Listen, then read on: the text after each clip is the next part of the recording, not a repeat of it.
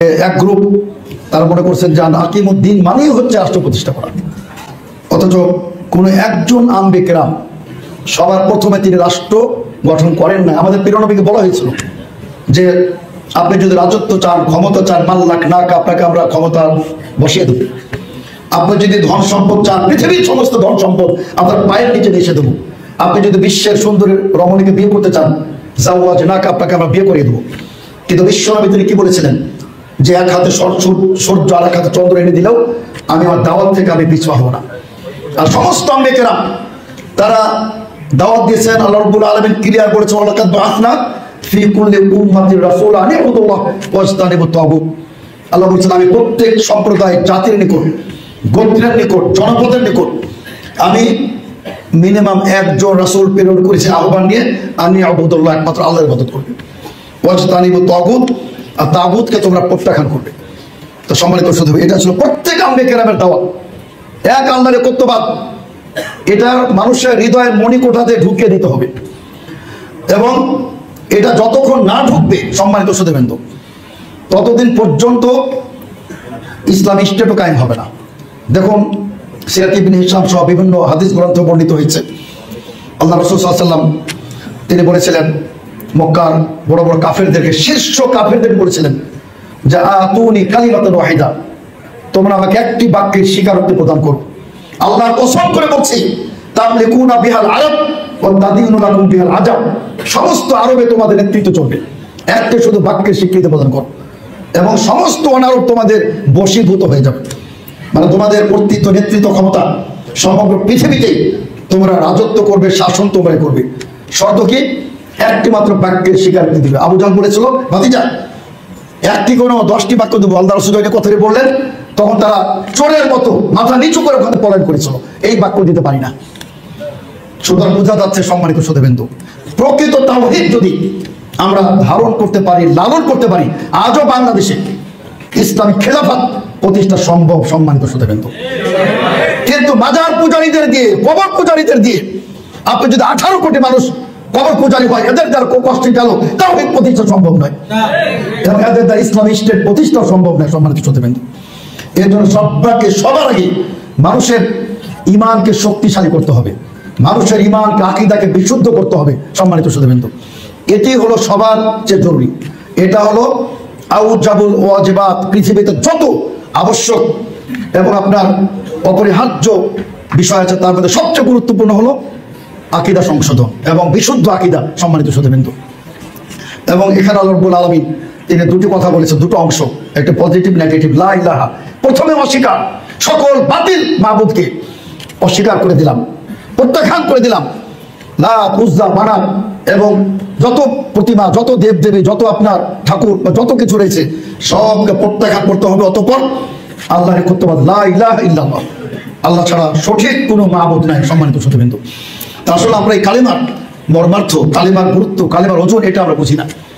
আমরা মনে করি আমরা তো এই কালিমা বিশ্বাসী, কিন্তু এই কালিমা পাঠ করেও যে কত অসংখ্য লোক যে আপনার মুশরিক অবস্থাতেই বহাল আছে এটা আমরা বুঝতে চাই না। আর এই কথা আল্লাহ রাব্বুল আলামিন স্বয়ং তিনি বলেছেন, ওয়ামা ইউমিনু আকতারুহুম বিল্লাহি ইল্লা ওয়া হুম মুশরিকুন। আল্লাহ ক্লিয়ার বলেছেন যে তাদের ঈমান আনা সত্ত্বেও তারা মুশরিক, ঈমান আনা সত্ত্বেও তারা মুশরিক। কাজে আপনার কেউ যদি অসংখ্যবার হজ করে, যাকাত প্রদান করে, সালাত আদায় করে, কিন্তু যদি শিরক মুক্ত না হয়, ওই যে মাজারে গিয়ে আবার সিজদা, যতক্ষণ পর্যন্ত তার তাওহীদকে, আকীদাকে বিশুদ্ধ করতে না পারবে ততক্ষণ পর্যন্ত সে মুশরিকি থেকে যাবে সম্মানিত সুধীবৃন্দ। এজন্য সমস্ত আম্বে কেরাম তারা যে দাওয়াত দিয়েছেন সেটা ছিল প্রথম আকীদার সংশোধন। তো এই জন্য আমি একটা কথা বলতে চাই যে অবশ্যই ইসলামী স্টেট কায়েম করা, খেলাফত প্রতিষ্ঠা করা, অথবা আপনার একটি রাষ্ট্র গঠন করা, এটা নিঃসন্দেহে এটাও গুরুত্বপূর্ণ, এটাও অত্যন্ত আবশ্যক। কিন্তু সেটা প্রথমত তাওহীদের মতো গুরুত্বপূর্ণ নয়, সেটা দ্বিতীয়ত তাদরিজিয়ান, সেটা পর্যায়ক্রমে সম্মানিত সুধীবৃন্দ।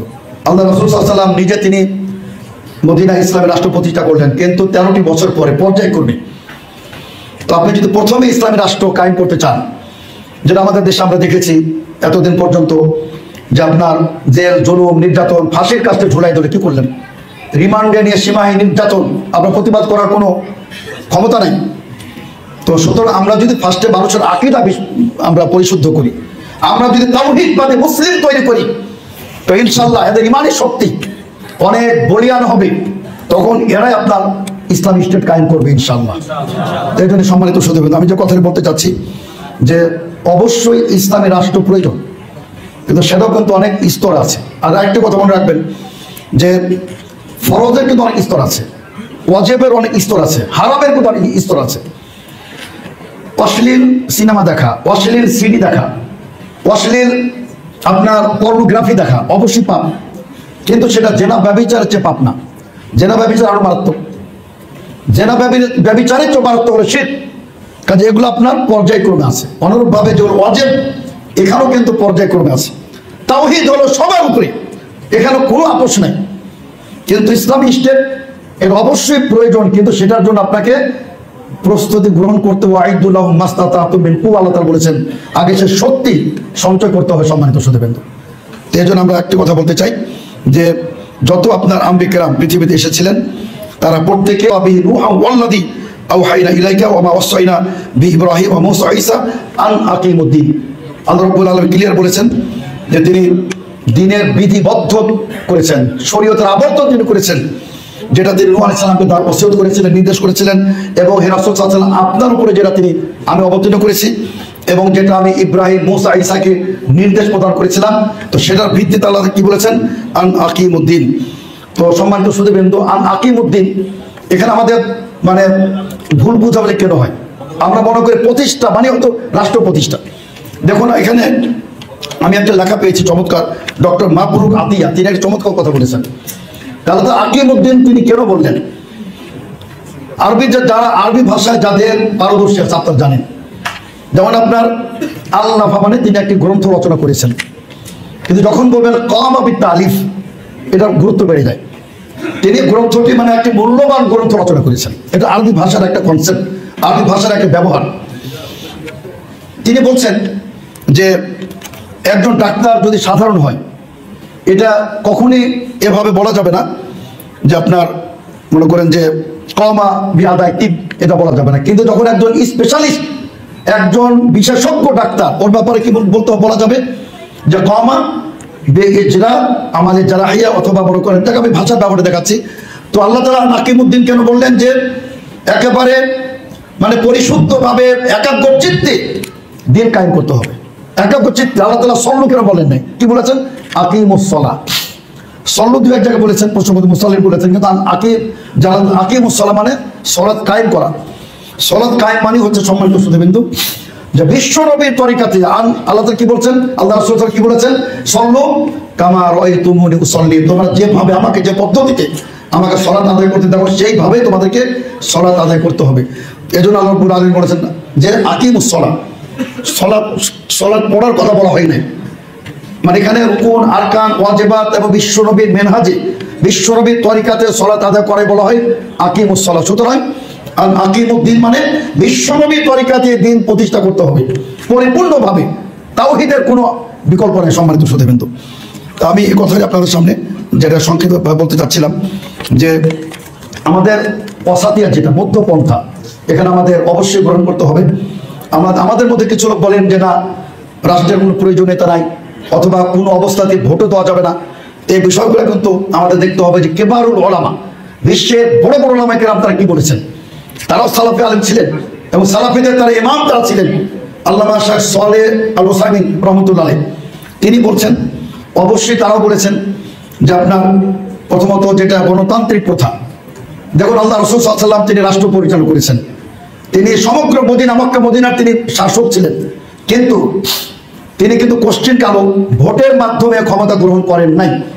এ কথা কিন্তু একদম সর্বজন বিদিত। আল্লাহ রাসূল সাল্লাল্লাহু আলাইহি ওয়াসাল্লাম গণতান্ত্রিক পদ্ধতিতে তিনি কখনোই তিনি ক্ষমতায় আসীন হন নাই, এ কথা অস্বীকার করা যাবে না। পরবর্তীতে আবু বকর সিদ্দিক, খোলাফা রাশিদিনের কেউ কিন্তু ভোটাধিকার প্রয়োগ করে গণতান্ত্রিক পদ্ধতিতে তারা কেউ খলিফাতুল মুসলিমিন বা আমিরুল মুমিনিন কেউ নির্বাচিত বা মনোনীত হন নাই। তারা সবগুলাই প্রত্যেকে তারা খেলাফতের মাধ্যমে।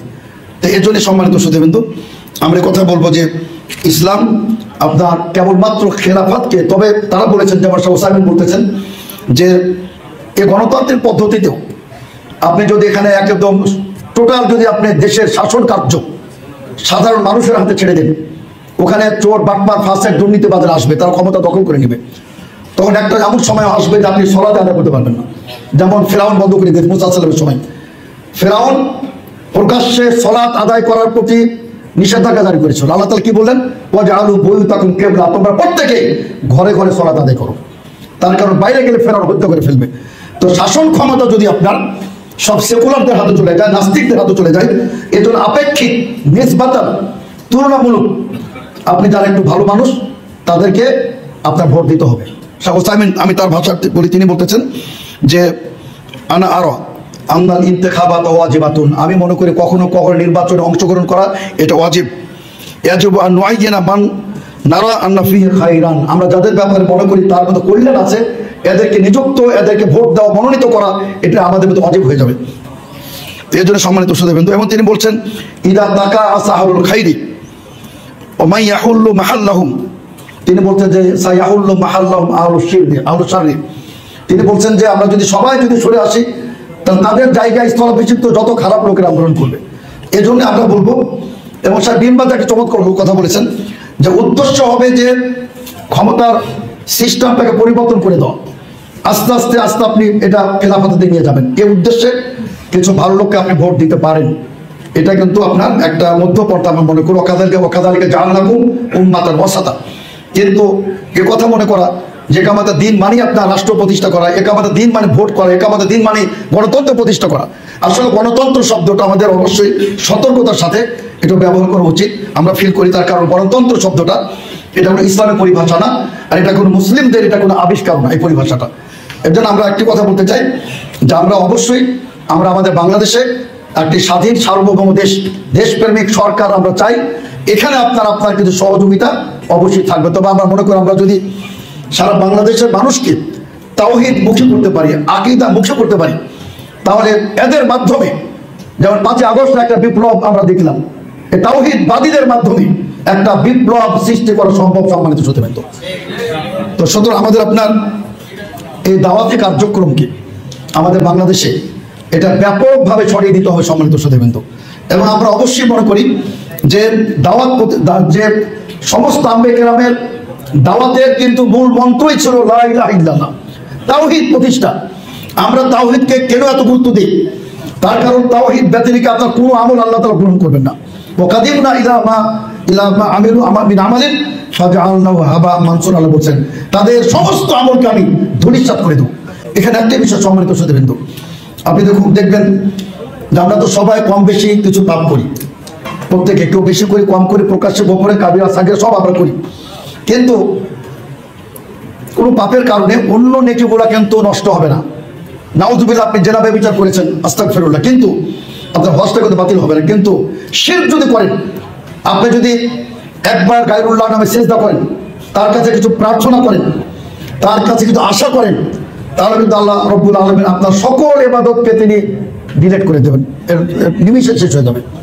তো এর জন্য আমরা বলি যে আমাদের মানুষের তাওহীদকে, আকীদাকে আমাদের বিশুদ্ধ করতে হবে সম্মানিত শ্রোতাবৃন্দ। আর যতক্ষণ পর্যন্ত আপনার আকীদা বিশুদ্ধ হবে না, আপনার কানাকড়ি মূল্য নেই, কানাকড়ি মূল্য নাই।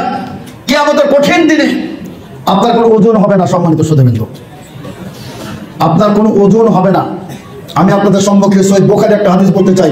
বিশ্বনবী বলেন ইন্নাহু লা ইয়াতির রাজুলু সামিনুল আসামিনুল আযীম ইয়াউমাল কিয়ামা ফালা ইয়াজিনু ইনদাল্লাহি জানাহা বাউযাতিন।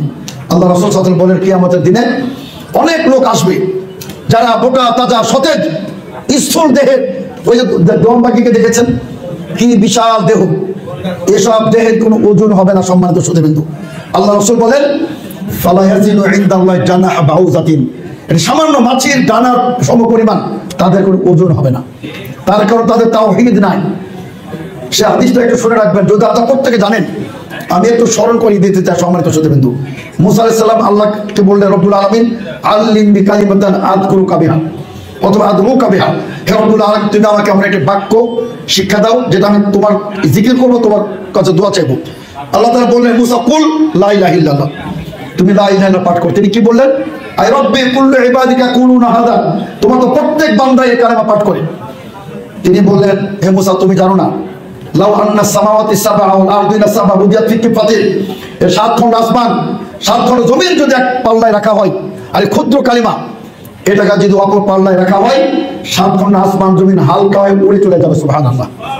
সম্মানিত সুধীবৃন্দু, সে হাদিসটা দেখেন, এক ব্যক্তির 99টি দফতর রেজিস্টার হবে, পাপ পাপ পাপ, সে নিরাশ হয়ে যাবে। আল্লাহ বলবেন, তোমার একটি নেকি আছে, আজকে আমি তোমাকে তোমার সেই নেকি প্রদান করবো, তার কারণ আমার নিকটে সামান্যতম কোনো অত্যাচার অবিচার হবে না। তখন সে কিছুটা আশার আলো দেখবে, কিন্তু নিরাশ হয়ে যাবে যে কোথায় 99টি পাপের দফতর তালিকা, ছোট্ট একটা বেতাকা কার্ড, যে কার্ডের মধ্যে লেখা থাকবে লা ইলাহা ইল্লাল্লাহ। আল্লাহ রাব্বুল আলামিন বলবেন, হে আমার প্রিয় বান্দা, তোমার এই সমস্ত 99টা পাপের বহি আর এই ছোট্ট খণ্ড কালিমা, একটি বাক্য, আজকে এটাতে ওজন করা হবে। সে রব্বুল আলামিন এই ছোট্ট ক্ষুদ্র বাক্য দিয়ে আবার কি আসবে? আল্লাহ বলবে, দেখো তুমি ওজন করা হবে। সম্মানিত সুধীবৃন্দু, 99টি দফতর ওহী উড়ে চলে যাবে, এত হালকা হবে। আর কালিমাত তাওহীদ এটা কিন্তু আপনার ভারী থাকবে। সুবহানাল্লাহ। এটা কাদের জন্য? সম্মানিত সুধীবৃন্দু, যখন আপনার আকীদাটা বিশুদ্ধ হবে, নির্ভেজাল হবে, স্বচ্ছ হবে, ওখানে যত দূরবীন, যত মেশিন দ্বারা পরীক্ষা নিরীক্ষা করা হোক, ওখানে কোনো আপনার ভেজাল পাবে না, তখনই আপনি এই মর্যাদা লাভ করবেন। সম্মানিত সুধীবৃন্দু, অথচ আজকে বলা হচ্ছে আকীদার কোনো দাম নাই, আকীদা পরিভাষা ইসলামে নাই। আজকে বলা হচ্ছে তাওহীদ ইসলামে নাই, মানহাজ বলতে কিছু নাই। নাউযুবিল্লাহ। আমরা ক্লিয়ার বলতে চাই সম্মানিত সুধীবৃন্দু, যে আপনারা নিজেদের অজ্ঞতা, মূর্খতা আর জাহালাত প্রমাণ করবেন না। আলেম ওলামা কেরাম বসে আছেন, আলহামদুলিল্লাহ। আমি আগে বলেছি যে আমাদের শাহ আলহামদুলিল্লাহ একজন সালাফি মানহাজে মুতাখাসসিস বিশেষজ্ঞ আলেম, আলহামদুলিল্লাহ। আমাদের এই জাত আলেমরা কিন্তু তারা প্রতিটা সংশয়ে, প্রতিটা প্রশ্নের দাঁত ভাঙা জবাব দেওয়ার জন্য প্রস্তুত রয়েছে, আলহামদুলিল্লাহ। তো আমি কথা বলতে ঠান্ডা ঠিক আছে। আমি বলছিলাম সম্মানিত সুধীবৃন্দু, আমাদের কিছু ভাই বলেন, আমি একটি সংশয় নিরসন করতে চাই। কিছুদিন পূর্বে শুনেছেন একজন নাম করা প্রথিত যশা বক্তা, অনেক হক কথা বলেন, অন্যদের চেয়ে তিনি অনেক ভালো, কিন্তু ভুলের মধ্যে কেউ নাই। আমাদেরও ভুল হতে পারে, এজন্য আমি বলতেছি তার নাম উল্লেখ না করে। তিনি একটি বক্তব্য বলেছিলেন যে একটা হাদিস তিনি পেশ করেছিলেন। হাদিসটা কিছু বুখারী হাদিস, মান সাল্লা সালাতানা ওয়াস্তাকবালা কিবলাতানা ওয়া আকালা দাবিহাতানা ফাযালিকা মুসলিম ফালা ফাউ ফি জিম্মাতিল্লাহ ফালা তুখফিরু জিম্মাতাল্লাহ। সহিহ বুখারী হাদিস। আল্লাহ রাসূল বলেছেন, যে ব্যক্তি আমাদের মতো সালাত আদায় করবে আর আমাদের কিবলার অনুসরণ করবে, আর যে ব্যক্তি আমাদের জবাইকৃত পশুর গোশত ভক্ষণ করবে, এই ব্যক্তি মুসলিম। সুতরাং তিনি বলেছিলেন যে যারা ওই তথাকথিত সুন্নি, তথাকথিত যারা সুন্নি মানে মাজার পূজারী কিন্তু বুঝাতে যাচ্ছে ডরাও মুসলিম, নাউযুবিল্লাহ। তো তিনি এই হাদিসটা তিনি দলিল হিসাবে পেশ করেছিলেন। তো এটা এখানে আমরা ক্লিয়ার করতে চাই, এই হাদিসে কিন্তু আপনার স্পষ্ট তাদের মুসলিম বলা হয় নাই। তার কারণ আপনি দেখুন, বিশ্বনবীর ইন্তেকালের পরে, বিশ্বনবীর তিরোধানের মৃত্যুর পরে অসংখ্য লোক মুরতাদ হয়ে গেছিল। তাদের অপরাধটা কি ছিল? তারা যাকাতকে অস্বীকার করেছিল। তো যাকাত অস্বীকার করার কারণে যদি তাকে প্রত্যেকে আবু বকর সিদ্দিক রাদিয়াল্লাহু আনহু যদি তাদের বিরুদ্ধে জিহাদ করেন, তাদেরকে কাফের বলে ফতোয়া দেয়, তারা মুরতাদ হয়ে গেছে। তো এখানে তো যাকাতের কথা নাই। মান সাল্লা সালাতানা ওয়াস্তাকবালা কিবলাতানা ওয়া আকালা দাবিহাতানা, এখানে তো যাকাতের কথা বলা হয় নাই। তার মানে তার যাকাত অস্বীকার করার কারণে এগুলো আদায় করলেও তার কাফের। সুতরাং আপনি নাম দেবেন মুসলিম, আর আপনি করবেন মাজার পূজা, করবেন কবর পূজা, আপনি কিভাবে মুসলিম দান করতে পারেন? কাজে আমরা ক্লিয়ার বলতে চাই সম্মানিত সুধীবৃন্দু, যে যারা গায়রুল্লাহর কাছে চাইবে আর কোশ্চেনকাল মুসলিম হতে পারে না, সবে তার কোশ্চেনকাল মুসলিম হতে পারে না। বিশ্বনবী মুহাম্মদ সাল্লাল্লাহু আলাইহি ওয়াসাল্লাম আলীকে পাঠিয়েছিলেন, আলী যাও, লা তাজিদু কাবরান মুশরিফান ইল্লা সাওয়াইতাহু, কোন উঁচু কবর পাবে ভেঙে চুরমার করে দিবে, সমান করে দেবে মাটির সাথে। আর আজকে আপনার কি মাজার পূজা বিনা পয়সায় কি ব্যবসা, নাউযুবিল্লাহ। আপনি দেখবেন এদের সবচেয়ে ইনকাম বেশি। আমরা বলি যে যারা আপনার যে ক্রিকেটার, ফুটবলার বা যারা আপনার অভিনেতা, অভিনেত্রী, শিল্পী, এদের তো ম্যাক্সিমাম হারাম উপার্জন, আনলিমিটেড, বিলিয়ন বিলিয়ন টাকা। কিন্তু তাও তো ওখানে একটু পরিশ্রম আছে, ওখানে একটু শ্রম আছে, ওখানে তাদের ক্যাপাবিলিটি আছে, তাদের যোগ্যতা আছে। এখানে তো কিচ্ছু না, সবই বাটপারি চুরি। এখানে আপনার সবই মানুষের পকেট তারা মারে, আপনার ইমানের তারা ডাকাতি করে। এই জন্য সম্মানিত সুধীবৃন্দু, আমরা ক্লিয়ার বলতে চাই যে এই মাজার পূজারীদের দিয়ে পশ্চিম কোনো পৃথিবীতে কেন বাংলাদেশে কোনো কোথাও কোনো ইসলাম স্টেট কায়েম করা সম্ভব নয়। সম্মানিত সুধীবৃন্দ, আমরা দুই একজনের বক্তব্য শুনে আমরা কিন্তু তাদের দিকে ঝুঁকে পড়ি। এক আব্বাসী সাহেব, আমি ক্লিয়ার বলতেছি, মাঝে মাঝে ভালো সাক্ষাৎকার দেন, সৌদি আরবের পক্ষে কথা বলেন, মুসলিম উম্মার ঐক্যের পক্ষে কথা বলেন, নাস্তিকদেরকে দাঁত ভাঙা জবাব দেন, সব ভালো আলহামদুলিল্লাহ। কিন্তু তার আকীদা ঠিক নাই, তার কি আশা করা যেতে পারে? সম্মানিত সুধীবৃন্দ, এই জন্য আমরা আহ্বান জানাতে চাই আব্বাসী সাহেব সহ। আজকে গর্তে চলে গেছে কাফির উদ্দিন, এত হুঙ্কার দিত, গর্তে চলে গেছে। আজকে এসে তাহিরি, আমরা তো ক্লিয়ার ফতোয়া দিয়েছি স্পষ্ট ভাষায় যে তাহিরি যতদিন পর্যন্ত তার ওই শিরকি কুফরি কথা, আল্লাহর ধর মোহাম্মদকে দিয়ে আল্লাহ গেছেন ফুতুর হয়ে গায়েব হয়ে, আর মোহাম্মদের ধর খাজাকে দিয়ে, খাজা বাবা শুয়ে গেছেন আজমিরে, কেউ ফিরে না খালি হাতে, খাজা বাবা তোমার দরবার হতে নাউজুবিল্লাহ। যতদিন পর্যন্ত তাহিরি তার বক্তব্য প্রত্যাখ্যান না করবে, আমরা তাকে কাফের হিসেবে ফতোয়া দিয়ে দিলাম। যতদিন পর্যন্ত সে তওবা না করবে, তার জানাজা পড়াও নাজায়েজ হবে। কাজে আমরা ক্লিয়ার বলতে চাই, আজকে ঐতিহাসিক এর মাহফিল থেকে আমরা তাহিরের মতো যারা ওই সাহিত্য ব্যক্তিকে ওয়ালি আউলিয়া তথাকথিত বা অরিজিনাল হোক, তাদের কাছে যারা আশ্রয় প্রার্থনা করে, ভিক্ষা চায়, তাদের কাছে তারা ফরিয়াদ করে, তারা কোশ্চেন কালে মুসলিম হতে পারে না। সম্মানিত সুধীবৃন্দ, আল্লাহ তাআলা কি বলেন? ওমান আদাল্লু মিম্মান ইয়াদউ মিন দুনিল্লাহি মা লা ইস্তাজিবু লাহু ইলা বিল কিয়ামা। তার চেয়ে বড় পথভ্রষ্ট করতে পারে যে এমন বস্তুর কাছে প্রার্থনা করে যে তার আহ্বান কিয়ামত পর্যন্ত সাড়া দিতে পারবে না। সম্মানিত সুধীবৃন্দ, কোন ব্যক্তি যদি সারা জীবন যদি সূর্যকে বলে আমি তোমার বান্দা, তোমার উপাসনা করি, তুমি আমার উপকার করো, সূর্যকে তো খবরে রাখবেন। ওহুম আন দুআইহিম গাফিল, আল্লাহ বলছেন তারা তাদের দোয়া থেকে খবরে রাখে না। সারা জিন্দেগি যদি আপনি ওই প্রতিমার কাছে, দেবদেবের কাছে, কালী সরস্বতীর কাছে প্রার্থনা করেন, ওই কালী দুর্গা তো তারা খবরই রাখবে না। তার কারণ তারা তো চেতনাহীন, অনুভূতিহীন, তার বাকহীন, তার শক্তিহীন, তার নিজেরাই অসহায়। সম্মানিত সুধীবৃন্দু, এক সাহাবী, তিনি কিভাবে মুসলিম হলেন? তিনি আপনার একটা তার একটা প্রতিমা ছিল, তার একটা মূর্তি ছিল, ওটা রেখে তিনি একটু দূরে গেছেন, দেখেন যে ওটার উপরে একটা কুকুর এসে প্রসাব করে দিল। তো তিনি দেখলেন আস্তাগফিরুল্লাহ, আমার দেবতা, আমার মাবুদ একটা প্রস্রাব করে দিল, প্রস্রাব সে কুকুরকে বাধা দিতে পারলো না, নিজে এত অসহায়, সে আমাকে কি উদ্ধার করবে?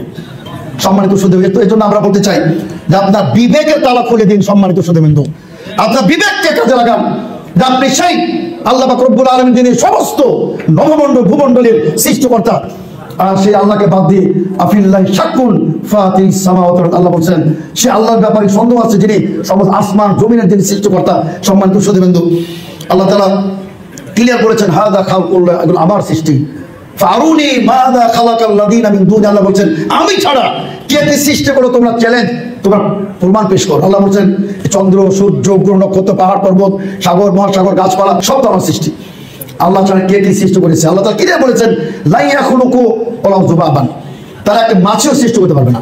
এই জন্য সম্মানিত সুধীবৃন্দ, আমাদের তাওহীদকে সম্মানিত সুধীবৃন্দ বিশুদ্ধ করতে হবে। আল্লাহ তাআলা ক্লিয়ার বলেছেন আল্লাযীনা আমানু ওয়া লাম ইয়ালবিসু ঈমানাহুম বিযুলম উলাইকা লাহুমুল আমনু ওয়া হুম মুহতাদুন।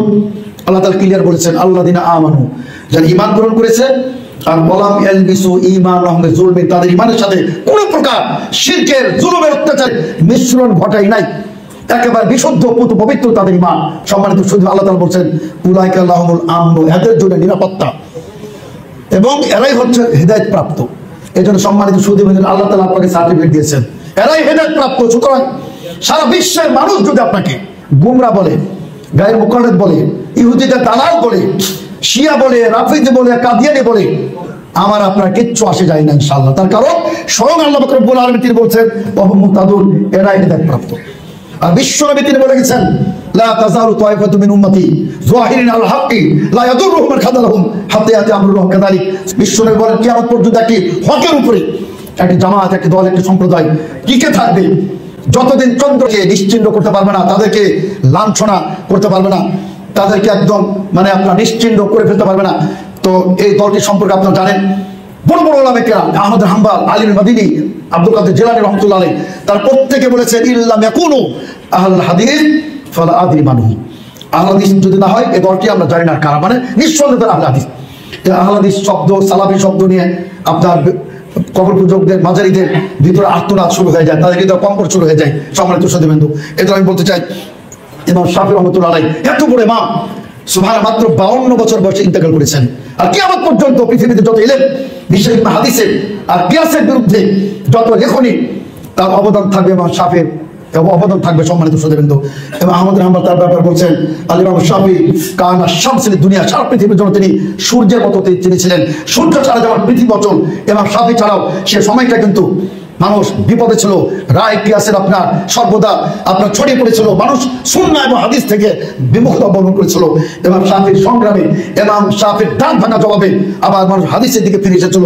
সম্মানিত শ্রোতাবৃন্দ, যেমন তারা ছড়িয়ে দিল যে খবরে ওয়াহিদ হুজ্জাত না, তো তিনি বলেছিলেন আজান একজন কেটে দাও, 10 জনে তো 20 জন আজান দিতে হবে। এর উত্তর আজ পর্যন্ত কেউ দিতে পারে নাই। ইমাম শাফি বলেছেন যে যখন সাহাবা কেরাম দাঁড়িয়েছিলেন মসজিদে বাইতুল মাকদিসের দিকে মুখ করে সালাত আদায় করতেছিলেন, মাত্র একজন ব্যক্তি আহ্বান করেছিল, আলা ইন্নাল কিবলাতা হুবিলাত বা তাহওয়ালাত, কিবলাতকে পরিবর্তন হয়ে গেছে। একজন সাহাবীর আহ্বানে সমস্ত মুসলমান কেরাম তারা বাইতুল মাকদিস থেকে বাইতুল্লাহর দিকে তার মুখ ফিরিয়ে নিয়েছিলেন, প্রত্যেকেই একজন। এই জন্য সম্মানিত শ্রোতাবৃন্দ, আমি সে কথাটা বলতে চাই যে আমাদের নিঃশর্তভাবে বিশ্বনবীর ভালোবাসা অর্জন করতে হবে। সম্মানিত শ্রোতাবৃন্দ, এটাও কিন্তু তাওহীদের অংশ। মানে আল্লাহ রাসূলের মহব্বতে, আল্লাহ রাসূলের ইতাআতে, তার আনুগত্যেও আপনাকে একক নিঃশর্তভাবে আল্লাহ রাসূলের ইতাআত করতে হবে। সম্মানিত শ্রোতাবৃন্দ, আর এই জন্য আমরা বলতে চাই যে সহিহ হাদিসের বা বিশুদ্ধ আকীদার কোনো বিকল্প নাই। আমি বলছিলাম অনেকে বলে যে আকীদা বলতে কোরআন হাদিসে কিচ্ছু নাই, তো সে আমাদের সে বক্তা বলেছিলেন। তো আমি আপনাদের সামনে একটা সহিহ হাদিস যা মুসনাদ দারিমিতে বর্ণিত হয়েছে আকীদা সংক্রান্ত বিশ্বনবী সাল্লাল্লাহু আলাইহি ওয়াসাল্লাম থেকে প্রমাণিত একটা হাদিস আপনাদের সামনে তুলে ধরতে চাই। বিশ্বনবী বলেন, লা ইয়াতাকিদু কালবু রাজুলি মুসলিমিন আলা সালাসি খিসালিন ইল্লা দাখালাল জান্নাহ। বিশ্বনবী বলেন, কোন মুসলিমের যদি হৃদয় যদি 3টা বিষয়ে স্থির এবং তারা যদি দৃঢ় বিশ্বাস স্থাপন করে, সে জান্নাতে প্রবেশ করবেই করবে। সুবহানাল্লাহ। বলা হলো যায়েদ ইবনে সাবিত রাদিয়াল্লাহু আনহু কে, হে আল্লাহর রাসূলের প্রিয় সাহাবী, সে 3টি আমল কি কি? তিনি বলেছিলেন, আল্লাহ রাসূল সাল্লাল্লাহু আলাইহি ওয়াসাল্লাম বলেছেন, একটি হলো যে ইখলাসুল আমাল, বিশুদ্ধ নিয়তে একেবারে আল্লাহর উদ্দেশ্যে কাজ করা একেবারে। আর আরেকটা হলো আপনার ইখলাসুল আমাল ও লুজুম ও জামাআতিল মুসলিমিন, মুসলমানদের জামাত আপনার দৃঢ়ভাবে শক্তভাবে ধারণ করতে হবে। আর আল্লাহ রাসূলের আর যারা ইমাম আছেন, শাসককর্তা আছেন, প্রশাসক আছেন, তাদের কল্যাণ কামনা করতে হবে। এই 3টি গুণ অর্জন করলে বিশ্বনবী বললেন সে ব্যক্তি জান্নাতে প্রবেশ করবেই করবে। তো আমাদের কথা, সে হাদিস আল্লাহ রাসূল স্বয়ং বলেছেন, লা ইয়াতাকিদু কালবু মুসলিমিন বা কালবু রাজুলি মুসলিমিন, কোন মুসলমানের হৃদয় যদি অন্তঃকরণ যদি এই 3টি বিষয়ে দৃঢ়ভাবে বিশ্বাস করে, এটা আল্লাহ রাসূলের হাদিস থেকে প্রমাণিত আকীদা। আর কোরআনও আছে, আক্কাতুল ঈমান, আক্কাত মানে কি? দৃঢ়ভাবে পাহাড় টলে যাবে কিন্তু আপনার বিশ্বাস চলবে না। এটা হলো আকীদা। সম্মানিত শ্রোতা, গিরা দেওয়া, একটা গিরা লাগাইলে কিন্তু সহজে খোলা যায় না, শক্ত গিরা, অটুট বন্ধন, শক্তিশালী বন্ধন। সারা পৃথিবী, সম্মানিত শ্রোতা, সারা পৃথিবী আপনার যদি চলে যায় কিন্তু আপনার ঈমান করবে, এটাই হলো আকীদা। সম্মানিত শ্রোতাবৃন্দ, এই জন্য আমরা বলতে চাই যে আকীদার ব্যাপারে সম্মানিত শ্রোতাবৃন্দ আমাদের আপোষহীনভাবে বিশুদ্ধ আকীদার সাথে কোনো আপোষ নাই। বিশ্বনবী বলেন, খবরদার, লা তুশরিক বিল্লাহি ওয়া কুতিতাও কুফরিতা, তোমাকে যদি হত্যা করে ফেলা হয়, তোমাকে যদি জ্বলন্ত দগ্ধ করে দেওয়া হয়, তবু তুমি আল্লাহর সাথে শিরক করবে না। এই জন্য সম্মানিত শ্রোতাবৃন্দ, আলহামদুলিল্লাহ, এই আকীদা, এই বিশ্বাস, এ আপনার পাহাড় টলে যাবে। সাহাবা, আল্লাহ রাসূল বলছেন, আমার সাহাবা কেরামের কত লোকের ঈমান পাহাড়ের চেয়ে শক্তিশালী। সুবহানাল্লাহ।